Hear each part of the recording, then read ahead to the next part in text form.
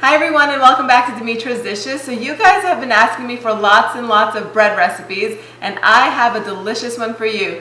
Today I'm going to teach you how to make TIROKOULOURA, which are basically bread rings that are stuffed with cheese, Feta cheese to be exact, but you can put your favorite cheese in there. We're going to go over the ingredients, we're going to make them, because what could be wrong with cheese and bread? Nothing, especially when the bread is stuffed with the cheese. Let's go over them so we can start making this delicious bread. We're going to need a combination of all-purpose flour and bread flour with a little bit of salt.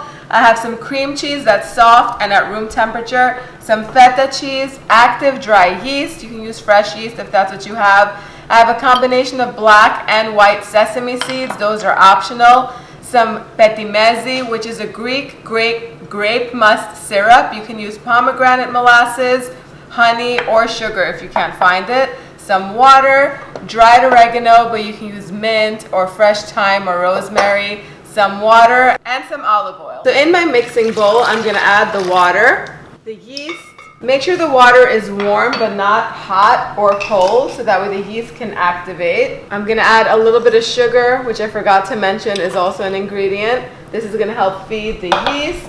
And I'm going to take some flour from my mixing bowl, about 2 tablespoons, and I'm going to add it in here. So I'm just going to mix this all up like that and let it sit on the side like this for about 8 to 10 minutes or until it's activated. So after about 8 minutes, you're going to see a nice cloudy formation on top of the water. That's how you know the yeast is good and active. Now we're going to move on to the next step. So now we're just going to mix the flour and the salt together, and we're going to add it all to the mixing bowl with a 1/4 cup of olive oil. I'm going to put the hook attachment onto my mixer and I'm going to knead this on low speed for about 8 minutes. I'm just going to pour a couple of tablespoons of olive oil in this bowl and I'm going to transfer all of the dough in here. And I'm just going to move it around to coat it. And I'm going to set this aside in the warmest place of my house. I'm going to let it rise until it's doubled in volume. That's going to take between an hour to an hour and a half, and I'll show you what it looks like when we're there. So my dough has risen into double its size. How beautiful it looks. I'm just going to transfer it onto this cutting board right here. And I'm going to roll it up a little bit, cut it into 2 equal pieces. And cut each piece, I'm going to cut each piece into 5 pieces so we could have 10 equal pieces. So I'm going to add some of my grape must to this bowl over here. I'm going to thin it out with a little bit of water. If you don't have grape must, you can use pomegranate molasses. If not, you can just add some honey to some water and that'll be fine too. Set that aside. Now we're going to begin by making our bread rings. So I'm just going to press this out with my hands into a circle. And I'm going to get it as thin as possible so that way I can get as much filling as I can on here. But before I do that, let me just crumble up this feta so it can be ready. And I'm going to sprinkle some oregano into it. Or whatever herb that you're using. If you're using thyme, you can do that. If you're using rosemary, whatever suits your fancy. I'm going to take a little bit of the cream cheese and just spread it on 1/2 of the dough. Make sure the cream cheese is nice and soft so it's easy to spread. And then I'm going to take some of the feta and put it on top.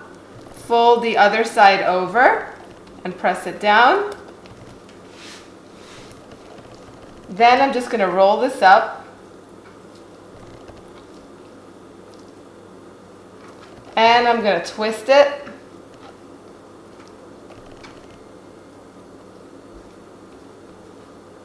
And I'm just going to connect the sides together. And I'm going to place it on a baking tray that I have lined with parchment paper.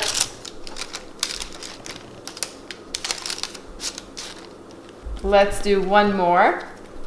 You can spread it out with your hands. This dough will spread very easily. You don't even need a rolling pin.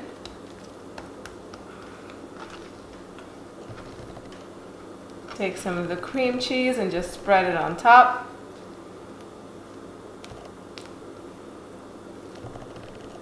Right now it's looking like a pizza. And then I'm going to take some feta and put it on top of that. You can even add some mozzarella cheese if you wanted a little bit of a stringy type of consistency. Fold it over, press it down. When you're pressing it, you could even stretch it so you can make it nice and long. And then just roll up. Twist it.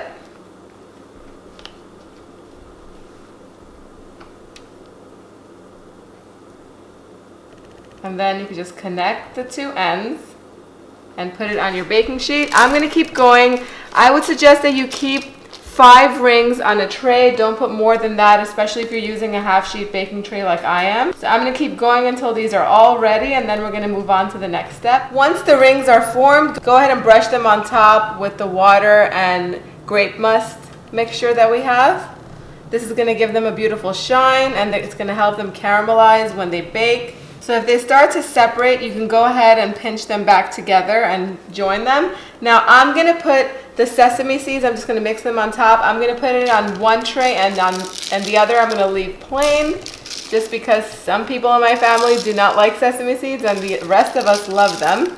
The oven is preheated to 450 degrees Fahrenheit. I'm going to bake them one tray at a time in the center rack of the oven for about 15 to 20 minutes, or until they're beautifully golden on top and fully cooked. And I'll show you what they look like as soon as they come out. The first batch came out of the oven. These took 20 minutes to bake, but they can take all the way up to 25 minutes. Do keep an eye on them. They're going to be ready when they're nice and golden all around on top. So when you tap them on the bottom, they should sound hollow. That's how you know they're done. Let them rest for 15 minutes, and then they're ready to serve. Now you can serve these up for brunch with some smoked salmon and some cream cheese on the side, or you can serve them with some olive oil and feta cheese or your favorite cheese. This is delicious. You can stuff this with many more things if you like. You could put sun-dried tomatoes in them.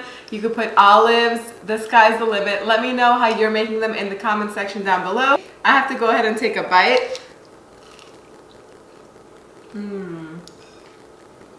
Perfectly crisp all around. I love sesame seeds, so I definitely would put them on. The feta cheese is not too much, but it's definitely in there. I love the flavor of the oregano. I think you guys are going to love it. Go on to www.dimitrasdishes.com to print out this recipe. Let me know what you think in the comments section down below, and I will see you all next time. Yes, sis.